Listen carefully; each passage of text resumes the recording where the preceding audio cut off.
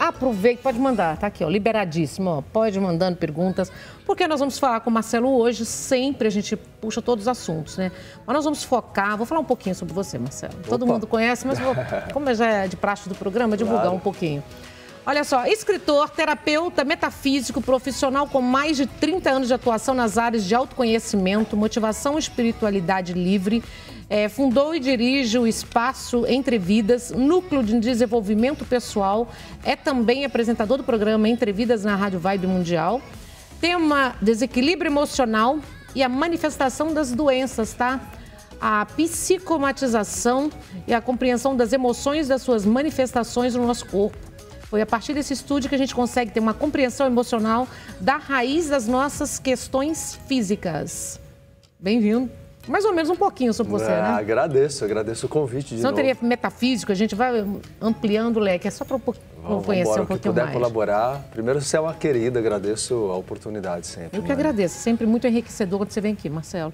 E aí a gente vai falar sobre mitos e verdades também, emocional e a manifestação das doenças. Se tem mito, se tem verdade, se é tudo ligado mesmo, se quando a mente adoece, o corpo adoece ou vice-versa.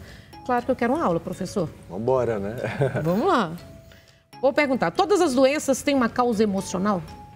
Todas as doenças têm causa emocional, Nani. É importante colocar que, claro, existe a manifestação física. Sim. Então, tudo que eu vou colocar hoje aqui não exclui a importância e a necessidade das pessoas procurarem orientação médica, Sim, acompanhamento médico. Mas, no sentido psíquico, todas as doenças têm causa no inconsciente. Ou seja, causas emocionais. Tudo está ligado. O nosso inconsciente, como a psicologia mostra, ela tem uma energia poderosa chamada de pulsão. Essa pulsão, ela gera motivação, ela gera a sexualidade, mas a sexualidade não só no sentido reprodutivo, mas no sentido de gerar vida, motivação de modo geral para tudo. E quando essa energia, falando de uma maneira geral nessa introdução, quando essa energia é reprimida, e aí vira raiva guardada, medo trancado, tudo isso vai gerar desequilíbrio energético e depois gera desequilíbrio orgânico. Sistemas, órgãos, ou seja, o corpo erra. É interessante entender assim, o corpo erra. Por exemplo, se a gente pensar num câncer, o câncer é o erro da célula. A célula começa a se desenvolver em lugar errado, uma célula de um tecido desenvolve no lugar errado. Então, na verdade, toda doença, ela denota uma disfunção no primeiro momento, hormonal, né? E depois você tem o erro especificamente da reprodução de células ou do funcionamento dos órgãos. O que fala, né? Psicossomáticas, né? A palavra psicossomática, ela quer dizer o que vem da psique e vai para o soma. Soma, a palavra quer dizer corpo.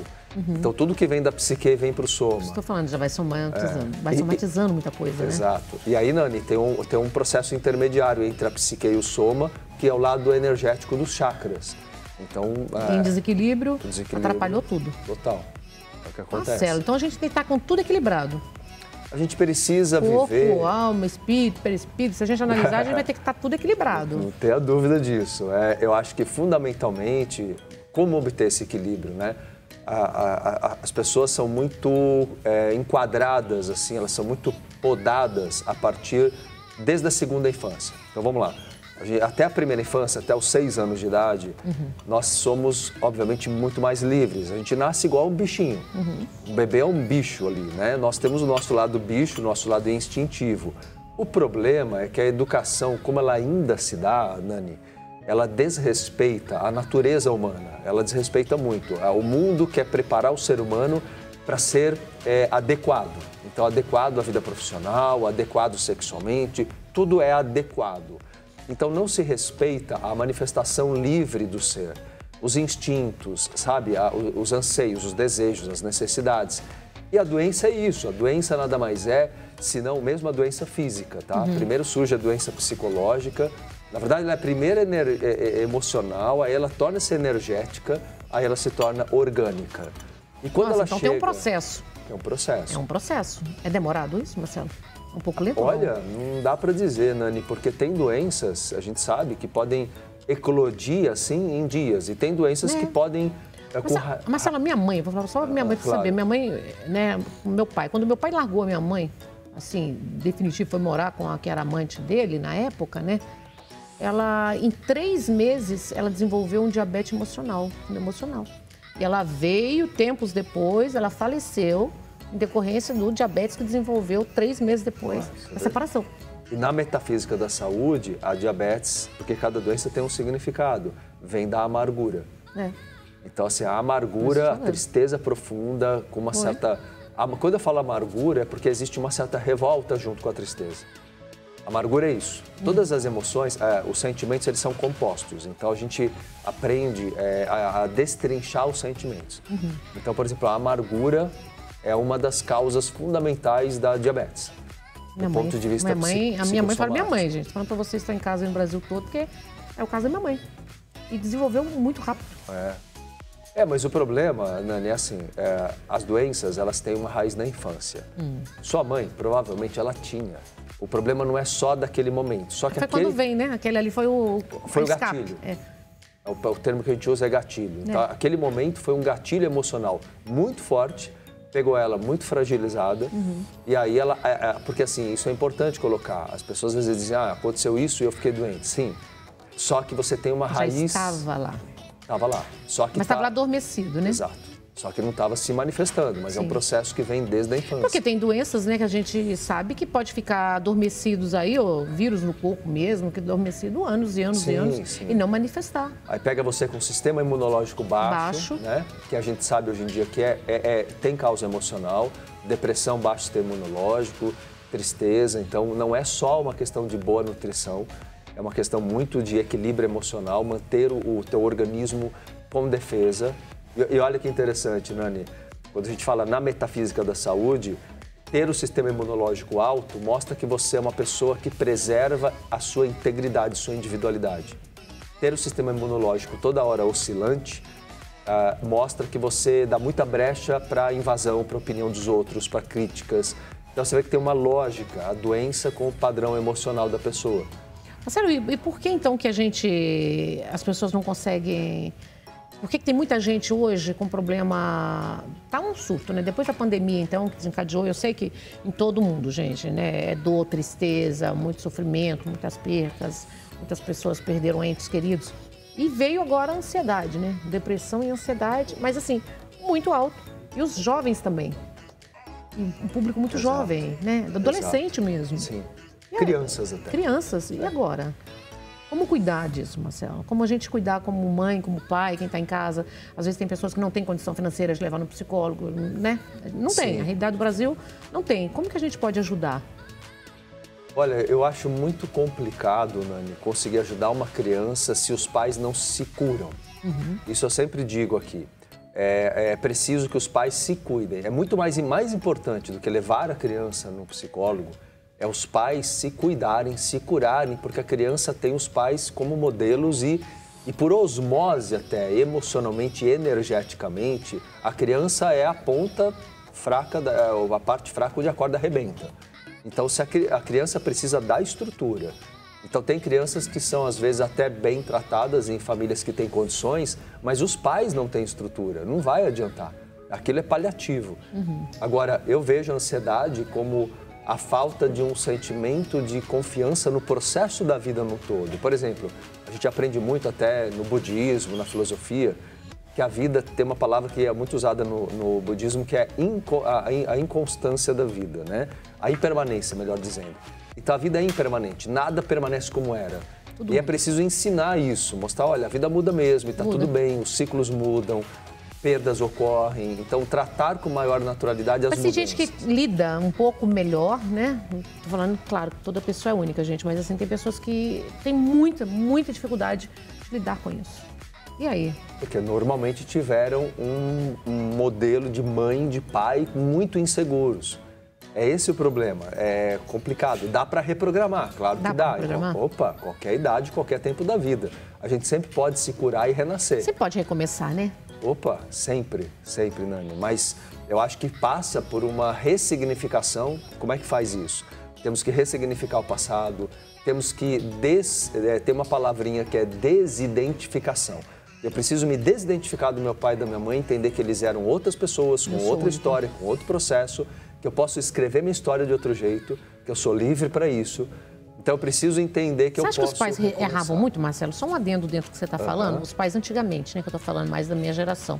Todo pai que era dentista, que era médico, ele queria, exigia que o filho seguisse a mesma profissão, que fizesse a mesma coisa. Isso no passado era condicional, você tinha que fazer.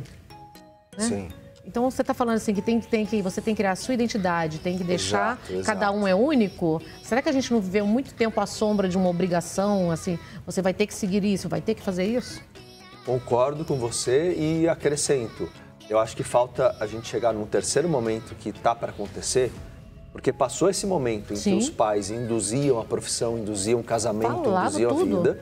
Eu acho que chegamos num outro momento que é complicado também, que gera ansiedade, onde os filhos, esses pais que quando eram crianças foram reprimidos... Moderno demais. Chegaram para os filhos e falaram assim, olha, o que você quer da vida? Você que sabe. Então, tem umas crianças que também ficam muito ansiosas porque não tem direcionamento. Então, tanto direcionar de maneira absoluta... E lá vai o equilíbrio, né? É exato.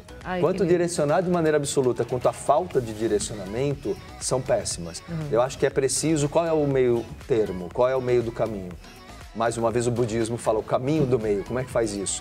Eu acho que é mostrar para a criança, para o adolescente, que ele tem valor, fazer ele se conhecer nos seus dons, talentos, qualidades, mas também mostrar, olha, beleza, você se conhece e o que caminho você quer seguir. Você tem possibilidades, você é livre. Então, não induzir uma escolha, mas ao mesmo tempo... Mas deixar ele escolher, apoiar... Mas dar estrutura de autoconhecimento para ele. Porque se não der, ele vai ficar extremamente ansioso, vai errar muito mais, né, do que precisaria. O tempo todo errando, né, Marcelo? A gente está o tempo todo errando. E quando a pessoa se machuca ou sofre um acidente, também tem relação com as emoções? Então, do ponto de vista da metafísica da saúde, o nosso inconsciente, ele prega umas peças e ele cria situações, cria. Porque o corpo tem pessoas, né, que se mancham, tá no emocional, nervosa. E às vezes é um braço que machuca mais, é uma perna especificamente que machuca mais. Então, claro, se você perguntar para um fisioterapeuta, para uma pessoa da área de educação física, talvez diga, olha, uma visão mais materialista, né? Dizer, olha, o corpo precisa de fortalecimento. E eu não nego isso.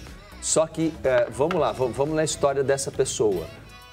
O inconsciente dela, que o cérebro representa toda a nossa mente, lógico, o inconsciente dela deu comandos pela vida toda para que ela não ativasse totalmente os estímulos nervosos naquele membro, naquele músculo. Então, na verdade, o enfraquecimento do músculo, que é o que a psicossomatização, a psicossomática ensina, até o enfraquecimento do músculo tem uma causa inconsciente. Então, por exemplo, o lado esquerdo do corpo, ele é ligado ao hemisfério direito, que é o emocional. Emocional. Por isso que falam, né, também, que quando a gente tem o câncer da mama do lado esquerdo, é muito ligado ao emocional. São traumas, mulheres que, em algumas situações, né, gente, que passaram por separação, dores, perdas, está muito no emocional. Tem relação com isso. E o inverso, né? O hemisfério esquerdo, lado direito do corpo, que é cruzado, é o lado mental, racional. Isso de maneira geral, porque tudo tem fundo emocional de fato. Mas isso dá para entender porque uma pessoa se machuca mais com o pé esquerdo ou com o pé direito. Porque ela tem um processo. Exemplo, os pés, na metafísica da saúde, representam o aspecto do caminhar na vida. Uma pessoa insegura em dar novos passos, o inconsciente dela pode fazer ela pisar torto, ter uma luxação, quebrar um osso do pé. Ela pode se machucar por causa de um padrão emocional. É isso que as pessoas não se conhecem, né? A gente conhece muito pouco, né? Se conhece muito pouco. Mas é muito interessante, Nani, porque todos os sistemas e órgãos têm uma correspondência. Marcelo, e o lado emocional? O lado emocional, coração, amor, as pessoas estão sofrendo tanto e eu vejo que as pessoas procuram muito essa ajuda mesmo, esse conhecimento para ter esse equilíbrio. Então, essas dores. Vamos relacionar isso com a saúde, então. Por exemplo, problemas do coração e do aparelho circulatório de um modo geral. Tem um comando de um chakra aqui chamado chakra cardíaco, que é um centro de energia do corpo etérico. Para quem não sabe muito, os mesmos centros de energia que a acupuntura trabalha, o Doin, são pontos energéticos. Então, quando a pessoa ela vem trazendo há muitos anos na vida dela mágoas, tristeza, sentimento de impotência, ela não circula. O que o sangue significa na metafísica? É o fluido da vida, nutre todas as células, da vida ao corpo. Então, você bloquear uma artéria, bloquear o fluxo do sangue, por exemplo, doenças do coração, indicariam que ela está bloqueando essa vitalidade.